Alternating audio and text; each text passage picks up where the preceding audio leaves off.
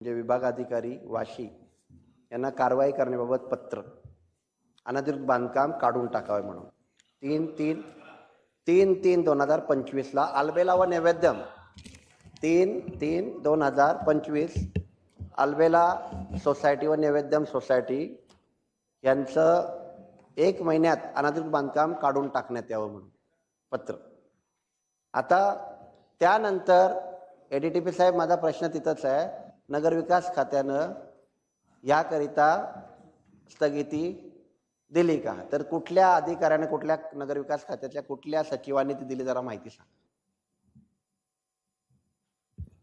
याबाबत काल मी जसं सांगितलेलं होतं त्या पद्धतीने मी सांगू इच्छितो की संबंधित जी सोसायटी आहे ह्या सोसायटींनी नगरविकास विभागाकडे जो काही अर्ज केला होता त्या अर्जाच्या अनुषंगाने त्या बाबतीत मनपा आयुक्त नवी मुंबई यांना तात्पुरती स्थगिती द्यावी असं कळविण्यात आलेलं होतं. कुठल्या अधिकाऱ्यांना, कुठल्या सचिवांना, त्यांचं नाव सांगा.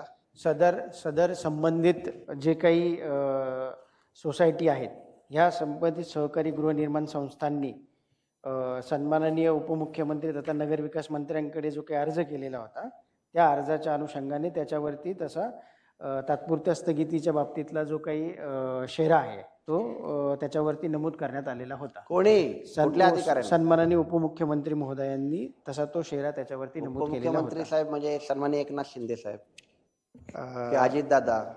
कोण उपमुख्यमंत्री? कोण उपमुख्यमंत्री तथा नगरविकास मंत्री सन्माननीय एकनाथजी शिंदे साहेब. त्यांनी स्थगिती तात्पुरती दिली. हो, तात्पुरती स्थगिती द्यावी असा शेरा त्याच्यावरती नमूद होता. ओके. आणि त्यानंतर काय झालं? कोर्टामध्ये पिटिशन दाखल झाली. हो, त्यानंतर याच्यामध्ये कॉन्शियस सिटीजन फोरम यांनी उच्च न्यायालयामध्ये रिट याचिका दाखल केली. हा, आणि काय कोर्टाने सांगितलं? पुढे त्याच्यात कोर्टात सुनावणी झाली परंतु अद्यापपर्यंत अंतिम निर्णय झालेला नाही. सुनील पवार साहेब, कोर्टाने पुढे काय सांगितलं आपण उत्तर द्यावं. आयुक्तांना जरा उत्तर द्यायला सांगा. म्हणजे केकांत साहेब लपवत आहेत माहिती, हे लपवत आहेत नाही. हे आता होईल उजागर. तुमचे हे बघा, रायटिंग मध्ये सुनील पवार साहेबांचं पत्र आहे.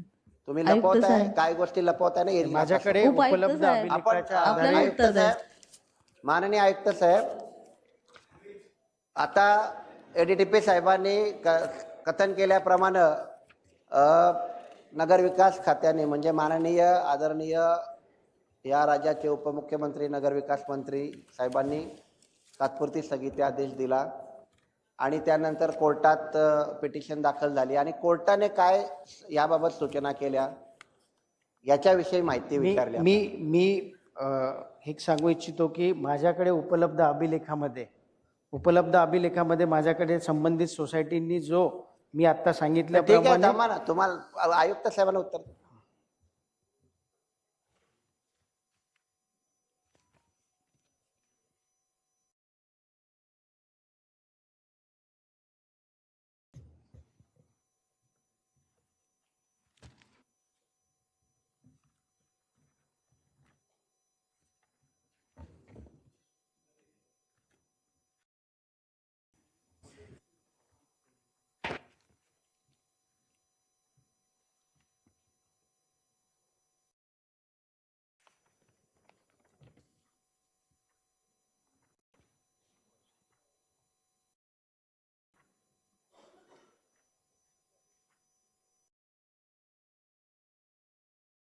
थोडी कागदपत्र पाहतोय मी, म्हणजे मला काय कुठलं हे करायचं नाही.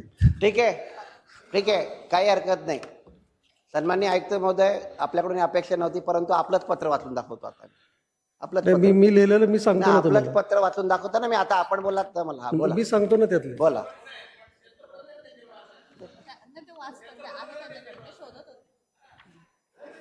वाचतात ते पत्र.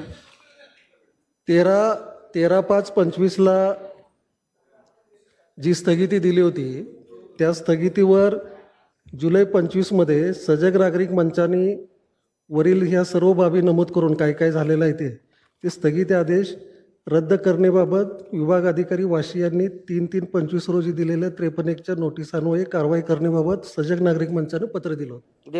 बरोबर. म्हणजे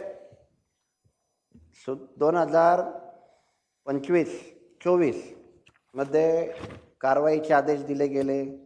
माननीय राहुल गेटे साहेब तत्कालीन तिथं अतिक्रमण उपायुक्त विभाग अधिकारी यांना त्याची कारवाई नाही केली. मग स्टे आला. स्टेही कोर्टाने सजग मंचाने ज्या काय माननीय न्यायालयाने तो काढला.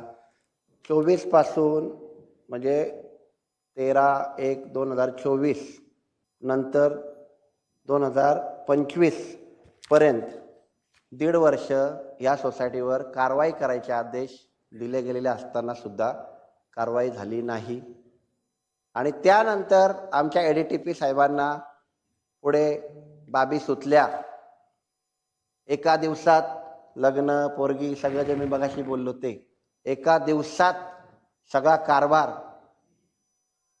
हेच इथं संशयास्पद. आणि हेच आहे की या संबंधित विशेष बाब म्हणून किंवा या अशा प्रकारे त्यांच्या वक्तव्यातून आलेला आहे राजकीय दबाव, यांच्या दबाव आणि अशा प्रकारे चुकीचं काम यांच्याकडून झालेलं आहे. हे इथं निष्पन्न होत आहे की 2024ला उपायुक्त गेटे साहेब त्या दोन्ही इमारती नैवेद्य आणि अल्बेला या दोन्ही इमारतीचं निष्कर्षण म्हणजे त्याच्यात अनाधिकृत बांधकाम झाले आणि त्याच्यावर कारवाई MRTP नुसार झाली पाहिजे. नोटीस सर्व झाली, सगळं झालं. त्याच्यानंतर तिथल्या रहिवाशांनी नगरविकास मंत्र्यांकडं विनंती केली. त्यांनी त्यांच्या पद्धतीनं स्थगिती दिली, परंतु ती स्थगिती इथून चुकीची आहे म्हणून काढली गेली. ते आता त्यांचंच पत्र आहे तसं. आणि त्यानंतर कारवाई करण्याच्या ऐवजी आमचे ADTP साहेब कुठे गेले? त्यांच्याकडे गेले. एका दिवसात पत्र पाठवलं, एका दिवसात NOC घेतली, एका दिवसात प्लान पास केले. जसं गुरखे मॅडम जशा बोलले आर्किटेक्ट त्यांच्या अभ्यासानुसार की त्यांनी दिली NOC, प्लान तर तुम्ही बघता आणि कितीसाठी OC दिली? ती OC किती? 0.20 P लाईन 74.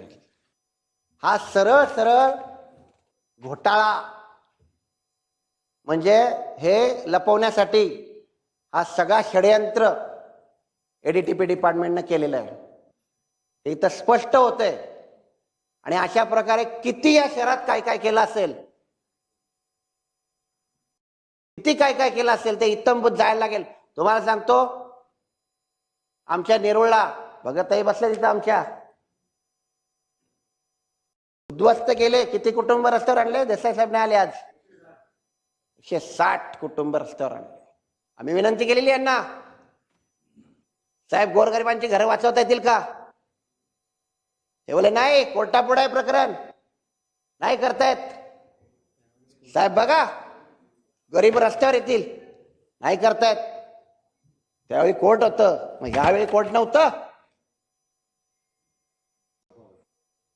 दबाव होता.